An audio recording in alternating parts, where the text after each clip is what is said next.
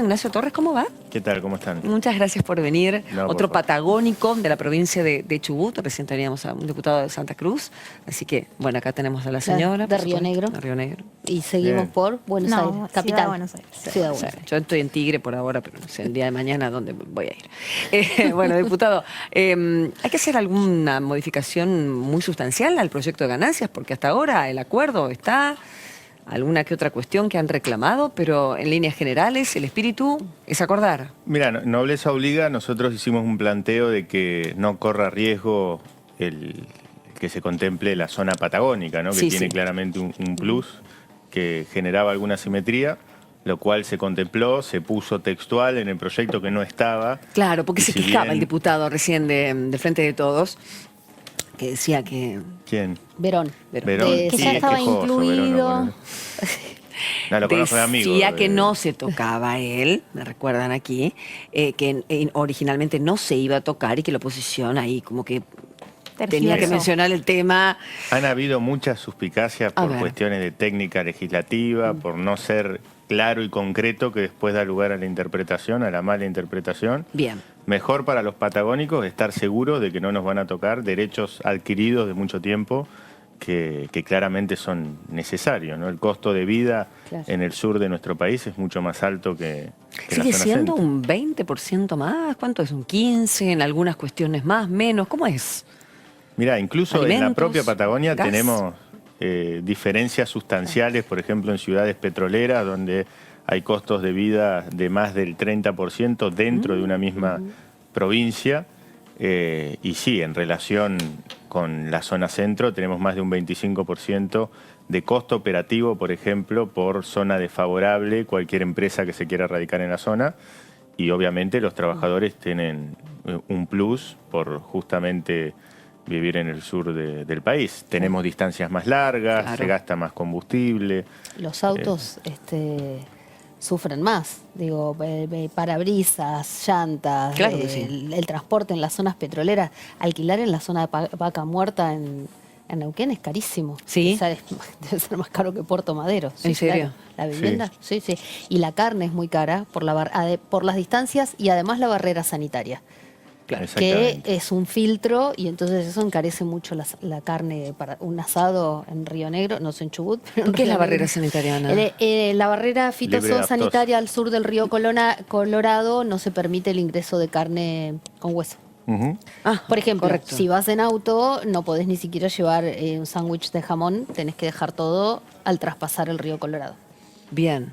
Es una cosa muy antigua esta, ya tiene es- varios años. Porque Sí, el Lo sur habían- está libre de aftosa, básicamente ahí nace la barrera sanitaria, que son todas conquistas de una época donde se creó la Comisión para el Desarrollo de la Patagonia, Ujú. que entre otras cosas hubo también una exención de impuesto al transporte del combustible. Claro. Son logros que en una época sirvió muchísimo para poder poblar la Patagonia, para Claro. poder tener mayor densidad de empresas, y que es importante sostenerlo, ¿no? ¿Y hoy qué se necesita para que una empresa se radique ahí? Con todo lo que significa radicarse en Patagonia. Bueno, nosotros justamente lo que estamos planteando es que en el marco de la decisión de rever la matriz fiscal de la República Argentina, que es regresiva, es distorsiva e injusta en muchos casos también, también contemplemos estas cuestiones, ¿no? Recién te comentaba que una empresa que se radica en el sur tiene un 25% más de costo operativo. Sí. Nosotros planteamos que haya un bono fiscal que compense ese sobrecosto laboral por zona desfavorable a través de impuestos nacionales, como puede ser ganancia, como puede ser el impuesto al valor agregado, justamente para estar en igualdad de condiciones de otras regiones del país. Esto no es costo fiscal. Esto lo que promueve es la inversión, Claro, se claro. genera más trabajo, hay más dinero circulante y en un momento donde hay una espiral de destrucción de empleo que ha crecido exponencialmente, es importante apuntar a la generación de laburo, básicamente. Está medido por la ley ovina también, hablando de Patagonia. Por la ley ovina, sí, que se debería prorrogar rápido. Nosotros lo pedimos ahora para la sesión especial que vamos a solicitar, Sí. pero hay un compromiso también por parte del Ejecutivo de prorrogarlo. Ojalá que no sea una puja para ver quién mete primero el proyecto, sino que salga rápido porque es necesario, ¿no? ¿De qué va? ¿Y qué pasó con las ovejas? Porque, ¿qué sucedió con esa industria? Te pido un mínimo de historización cortita como para que Bueno, una nosotros en porteña lo Chubut pueda tenemos el entender. primer stock ovino de todo el país. La verdad que hay todo un arraigo muy importante con el sector, con el agro. Hay muchos factores, incluso desde que los hijos se hagan cargo de los campos, que cada vez esa tradición es más difícil. No es lo mismo un campo en provincia de Buenos Aires, un campo sojero, que un campo en el sur, en la Patagonia, que es más extenso, es más difícil, también tiene sus temas. Pero hay otros problemas también, por ejemplo, que es una plaga que es el puma en la zona de la meseta, que hay que controlarlo y que de hecho la sociedad rural está trabajando justamente para poder controlar esa plaga, entre tantos otros factores que hacen, por ejemplo, a la inversión.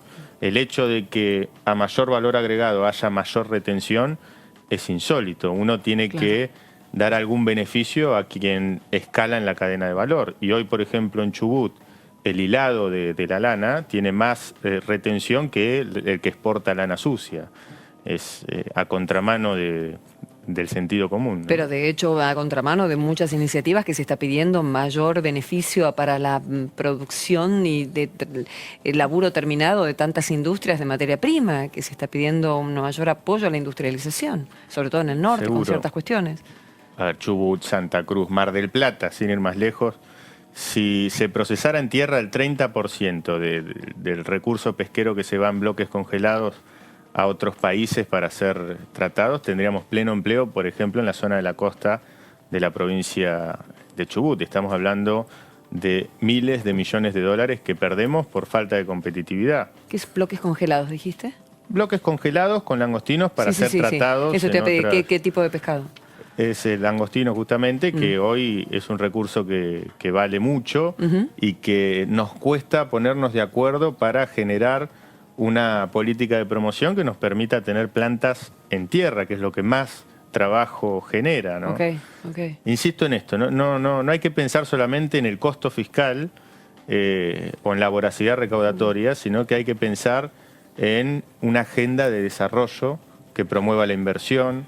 Hace poco hablaba con un empresario muy importante del sector y me decía que está invirtiendo en una planta en Vigo, en España, porque es más rentable en términos operativos que ponerla a 20 metros de donde sale el recurso. Eso es una locura, ¿no? Estas cosas no pueden. O sea que no no pueden entiendo, pasar. ¿en Vigo va a llevar de acá la materia prima? ¿Para allá? Exportan bloques congelados, el recurso pesquero, y allá hacen el proceso de langostino, ¿no? Que es la famosa colita de langostino, que la mayoría se va a España, acá no hay mucho, pero la verdad que es un potencial enorme y muchas veces se indigna que no podamos avanzar. Paraguay lo vio, por ejemplo. Paraguay tiene una política fiscal que invita a muchos empresarios de Argentina, incluso están mirando con buenos ojos Paraguay, están mirando con buenos ojos Uruguay. Ahora, diputado, ¿y cómo le Definitiva- cae que el oficialismo, con las cartas sobre la mesa de haber ganado, les digan que vienen a darnos recetas ahora si en 4 años no pudieron y encima perdieron? A ver, por algo perdimos, yo soy autocrítico, no. A ver, si sería necio de mi parte decir que hicimos todo bien y que perdimos porque hay una conspiración. No, perdimos porque hubieron cuestiones que no estuvieron bien, sobre todo en materia económica. Creo que hay que ser autocrítico justamente para poder avanzar hacia una agenda que contemple esas cosas. Lo que no se puede hacer es gobernar solamente en base al costo político o el oportunismo político de las cosas. Si uno gobierna solamente para ganar elecciones, no hay país que aguante. Y eso creo que lo tiene que entender tanto el oficialismo como la oposición. Ese ¿Pero que algunas equilibrio- medidas son en ese sentido, por ejemplo, de las algunas que están medidas- ahora? Yo creo que un verdadero estadista que ve un modelo de país a mediano plazo no tiene miedo de avanzar en alguna medida que tenga algún costo político en el corto plazo, pero que claramente ayude a mediano plazo a Ejemplo. tener el pacto fiscal, por ejemplo. El pacto fiscal de nuestro gobierno era una muy buena medida. Era una muy buena medida que contemplaba una baja progresiva en uno de los impuestos más distorsivos que existen, como es el ingreso bruto, y que de hecho era muy bien recibida por las pequeñas, las medianas y las microempresas. Sin embargo, con esta lógica de la voracidad recaudatoria del Estado se derogó y se criticó mucho, en algunos casos sin ni siquiera haberlo leído, ¿no? Diputado, y en este contexto de los recursos, ¿no? El tema de la minería que tanto ruido generó, ¿cree que a nivel nacional se necesita profundizar o mismo que el Congreso a nivel nacional tenga una ley que sea más claro para ver si se puede o no se puede? Digo, porque también la sociedad ahí está hablando y fuerte, ¿no? No sé qué... Mira, perdón, justo estaba... No. La verdad que es un tema que en mi provincia es muy complejo. Yo creo que nadie, absolutamente nadie, es lo suficientemente bueno para imponerle a la fuerza a un pueblo algo que el pueblo no quiere. Por eso, a veces, cuando hablamos de recursos de una zona determinada, el plebiscito es una buena herramienta. En su momento se hizo un plebiscito en Chubut y ganó ampliamente, creo que un 80-20 por el no en la zona de cordillera. Hay otra zona como la meseta, que es una zona muy relegada, que también tienen derecho a plantear un eventual plebiscito.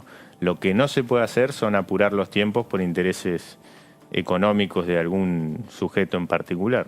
¿Los incendios tuvieron que ver con eso, diputado? Mira, hay muchas teorías. La verdad que hemos escuchado, de hecho, en medios nacionales muchas teorías insólitas. Incluso la realidad es que hay distintos factores. Uno es la falta de inversión por parte del gobierno de la provincia de Chubut. La última partida que se ejecutó para mantener el tendido eléctrico de la comarca andina fue en el 2003. Y el foco más importante de incendio, esto dicho también por el propio fiscal que está investigando, fue por un transformador que comenzó el incendio cerca del lago Puelo. A esto también va de la mano de una escalada de violencia muy importante con la RAM, que la RAM es una agrupación que se embandera bajo premisas de pueblos originarios que tienen Se le critica que no son mapuches. Y la verdad que no hay un dilema moral, hay un dilema legal. O sea, o sos delincuente o no. Y si vos vas y tomás una casa y prendés fuego y amenazás e incluso... ¿Pero hay gente de la RAM involucrada en estos incendios? Hay grandes sospechas de que sí, de que hay gente de la RAM. De hecho, hay amenazas días antes de que iban a prender fuego muy cerca de donde iniciaron los focos, y son focos aislados. Al mismo tiempo, eso es lo que decían todos. Exactamente. La simultaneidad. Si bien hoy no está definido por la justicia, todo indicaría que fue intencional y la verdad que ojalá haya una medida ejemplificadora, porque a mí me enoja mucho cuando alguien de Capital Federal, como la ministra de Seguridad, dice que el problema de la RAM no es de seguridad, sino que es habitacional, que es de hábitat. La verdad que si alguien viene a tu casa y te dice que te tenés que ir o te prende fuego todo con tu familia adentro, me parece que hay un tema de seguridad, no necesariamente es un tema de déficit habitacional. Hay toda una historia con eso, prender fuego casillas en los bosques, de los guardabosques, han habido ya situaciones previas en ese sentido. Han habido asesinatos también, ¿no? Tanto en Argentina como en Chile. En Chile fueron terribles, sí, el trabajo ese. Sí, también hay miembros de la comunidad mapuche quejándose de que los señalan, ¿no? Porque también desde Buenos Aires a veces se piensa que es todo lo mismo. Sí, seguro. Y ayer no. había referentes de la comunidad mapuche cuestionándole a Pichetto o a Patricia Bullrich que, digamos, se sentían como ensuciados, ¿no? O estigmatizados. Yo estuve con una comunidad mapuche hace pocos días, de hecho Patricia Bullrich estuvo en la provincia hace poco, y justamente el pedido es ese, separemos.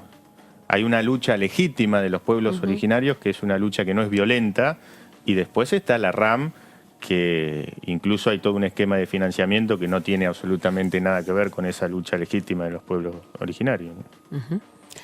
Hace un ratito hablaba de la sesión especial que pidieron, ¿no? Hay 2 sesiones especiales pedidas para el jueves una 25. de Juntos por el Cambio y otra del Interbloque Federal, ahí con una hora de diferencia. Sí. ¿Va a ser una sesión en minoría? ¿Están negociando para ver si consiguen quórum? ¿Qué puede pasar?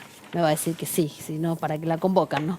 Sí, lógico. A mí no me gusta la política testimonial, a mí me gusta que las cosas salgan. Yo voy a hacer un intento hasta último momento de poder comunicarme con Sergio Massa para si no es en esta sesión, poder tratar este proyecto de reactivación productiva para la Patagonia lo antes posible. Creo que la agenda de la pospandemia tiene que pasar por ese lado y creo que hay voluntad. Hay muchos funcionarios del oficialismo que han mostrado que tienen voluntad de trabajar en conjunto, incluso diputados también del peronismo de la Patagonia con los que he hablado y me han dicho, me parece que este proyecto es más que factible, así que ojalá podamos...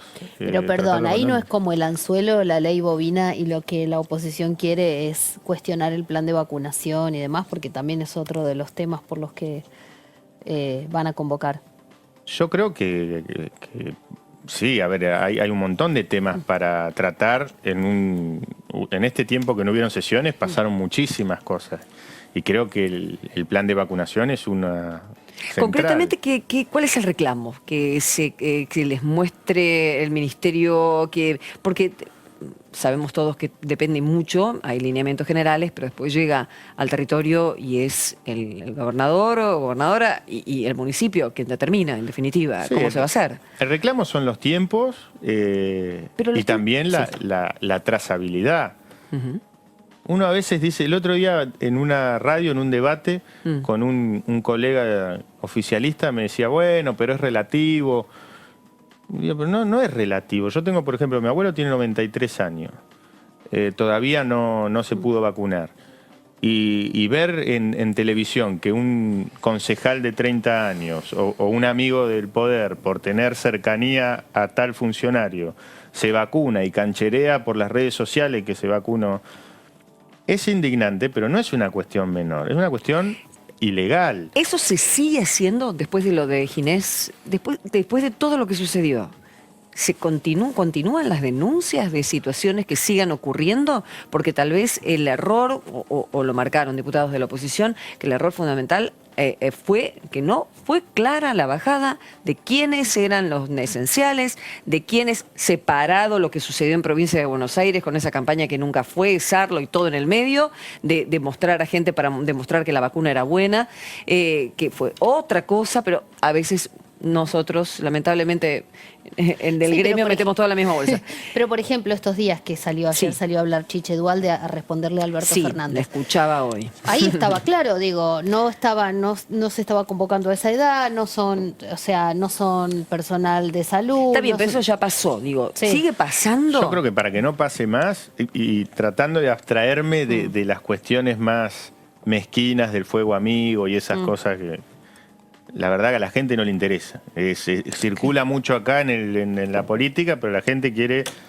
Que llegue la vacuna. Que llegue la vacuna y lo antes posible. Eso se soluciona con una ley que esté claramente establecido los responsables y cómo es esa trazabilidad con las prioridades que estaban establecidos por un decreto que no se cumplió y que lo que se hizo mal, además de separarlos del cargo, haya una medida ejemplificadora. Pero para eso no está el Consejo de Salud, donde se reúnen el Ministerio de Salud de la Nación con todos los ministros de salud de las provincias. Exacto. Y ahí acuerdan, ahí se reúnen periódicamente y acuerdan. El único acuerdo que hubo en el Consejo Federal de Salud, donde están los ministros de salud de todas las provincias, es pedirles que por Twitter publiquen o se solidaricen con Ginés García. Ese fue el único acuerdo que vimos, por lo menos explícito públicamente, obviamente los gobiernos afines. Pero después un compromiso de decir, vamos a elevar al Congreso una ley para que todos los argentinos estén tranquilos de que las vacunas van a llegar en tiempo y forma, no van a haber privilegios. ¿Qué cambia? Perdón, no entiendo qué cambia esa ley. Si el Estado argentino está comprando vacunas. Claro, ¿de qué va concretamente la ley? ¿Para qué es prometer a través de una ley? No, el tema es garantizar que no siga pasando, que no vuelva a pasar lo mismo que pasó en su momento. Yo creo que ese gesto tiene que estar, que no sea por ley, que sea con una resolución ministerial, al que se vacune cuando no corresponda, o que sea con acceso, que sea transparente, que todos tengamos acceso a la información pública. ¿En teoría no es así? No, solamente se tenía acceso a través de un sistema que el sistema de salud tenía acceso. Yo creo que a este punto, después de todo lo que tenía deficiencias, pasó, porque se sabía las vacunas que llegaban, pero no los vacunados en cada Chubut en cada región, vacunó en cada pueblo. A un gremio, se robaron vacunas y vacunaron a gremialistas, y esto está aprobado por la justicia, no es un error de No, se robaron 30 vacunas, las llevaron a un gremio, Pero hay vacunaron una a 30 denuncia sindicalistas formal. que no tenían. Sí, y están imputados. Ok. No tenían hipertensión, no tenían diabetes, eran personas jóvenes que dijeron, che, yo soy amigo del director de tal, bueno, que venga, tráeme 30 vacunas. Se las llevaron y encima mal, porque pusieron, eran 2 dosis y se vacunaron 1 dosis y la otra... Una cosa bizarra que no puede pasar en un país serio. ¿Tendría que haberse vacunado a la gente del PAMI? ¿Ha sido director del PAMI en la provincia de Chubut? Sí, por supuesto. El PAMI es la trinchera de uno de los sectores más vulnerables y de riesgo, que son los adultos mayores. El trabajo que hacen tanto los trabajadores sociales como de la salud del PAMI es digno de destacar. Tienen que estar dentro de las prioridades. En Chubut, por ejemplo, y olvidémonos de los colores partidarios. Estoy hablando de gente de planta de muchísimo tiempo que trabaja en el instituto y tiene puesta la camiseta del PAMI. Están en contacto constantemente con los adultos mayores y tienen que ser los primeros en vacunarse. O sea, eso seguro. Diputado, digo, para esto tiene que haber un consenso que hoy no hay, digo, más allá de la sesión especial, y incluso si consiguieran quórum, dado que los proyectos no tienen dictamen de comisión, por ahí necesitarían una mayoría, digamos, especial para poder aprobarse, pero creen que de todas maneras, si no se llega a aprobar, digo, es una forma de insistir con el tema, o porque usted antes decía, a mí me gusta que las cosas se concreten, ¿no? Que salgan. O cree que puede funcionar, que puede servir en ese sentido? Y yo creo que no solamente se vota y es la única herramienta para negociar el voto, ¿no? También hay toda una instancia previa de decidir cuáles son los temas que se van a priorizar y en esa instancia obviamente hay un tire y afloje de la oposición con el oficialismo. Yo espero que sea lo más inteligente posible para poder priorizar los temas importantes. Y por lo menos de nuestra parte, de nuestro bloque, hay buena voluntad para avanzar en las cosas que sirven y de hecho lo hemos demostrado en más de una oportunidad. ¿Qué serían las cosas que sirven? Y las cosas que... a ver, Ahora, las cosas bueno, que tenemos sí. ganancias. Sí, sí. Biocombustibles, La ley ovina. la ley También. ovina. Esto es lo que proponen. Sí. ¿Qué propone el oficialismo que para ustedes es algo que tienen que apoyar? ¿O No, que yo está en creo carpeta o que a ver, creen ustedes todos que tiene que coincidimos estar? que el salario no es ganancia, todos coincidimos en esto. Sí. Me parece que, además del proyecto del oficialismo, hay que contemplar algunas cuestiones como las que te comentaba recién. Aunque salga desde el oficialismo, no importa que sea la ley de algún diputado del oficialismo. Pero esa agenda tiene que ser consensuada porque, insisto, el Congreso representa a todos los argentinos, no solamente a un sector partidario. Lo que no hay margen es para que haya más proyectos tribuneros, como hemos visto muchos, para discutir cuestiones superficiales, como si paso sí, paso no, simultáneas, porque tengo provincia de Buenos Aires, quiero ganar el PJK y me peleo. No perdamos tiempo en eso. ¿Fue tribunero el proyecto de Yedlin, por ejemplo? Mirá, yo creo que sí, respondía a intereses electoralistas de un sector del gobierno. Pero también de la oposición. Ahí como Nosotros tenemos dentro de nuestro Ahí, interbloque también. una discusión interna. Yo soy de los que está a favor de las PASO, hay otros que incluso hoy dicen que no. Que Y algunos que nunca apelan las quisieron, como Tonelli, que desde que la creación de las PASO. Está perfecto. Nosotros, por suerte, no nos manejamos con una lógica de disciplina partidaria o disciplina de bloque. Por ejemplo, biocombustible, yo no lo voy a votar. Y en mi provincia eso tiene un impacto en términos económicos muy importante. ¿Pero por qué? Y porque hace a los costos operativos de las operadoras de la provincia de Chubut, que eso se ve reflejado directamente en las arcas de un gobierno provincial que está fundido. La provincia de Chubut, la verdad que las arcas del gobierno provincial no alcanzan ni siquiera para pagar sueldos en tiempo y forma. Y, a ver, yo no quiero tirar más leña al fuego. De hecho, a nadie le sirve que a la provincia le vaya mal. Por más que sea oposición, creo que tenemos que pensar más en esos trabajadores de la salud y de la educación, que se les pueda garantizar algo tan esencial como el sueldo, jubilados que no cobran en tiempo y forma después de haber aportado toda una vida. Y la verdad que esa ley afecta a las arcas del gobierno provincial. A ver, todos queremos y estamos a favor de lo sustentable, pero hay prioridades. Y hoy en Chubut, por lo menos, la prioridad es el trabajo. Y esta ley afecta mucho a muchos trabajadores de mi provincia que la están pasando mal. Gracias, Ignacio. Un placer. No, por favor. Gracias Un gustazo. a ustedes. Ya vamos a hablar de cuestiones tributarias en algún momento con el hombre porque está en la comisión de seguimiento y ahí también se viene una reforma en ese sentido.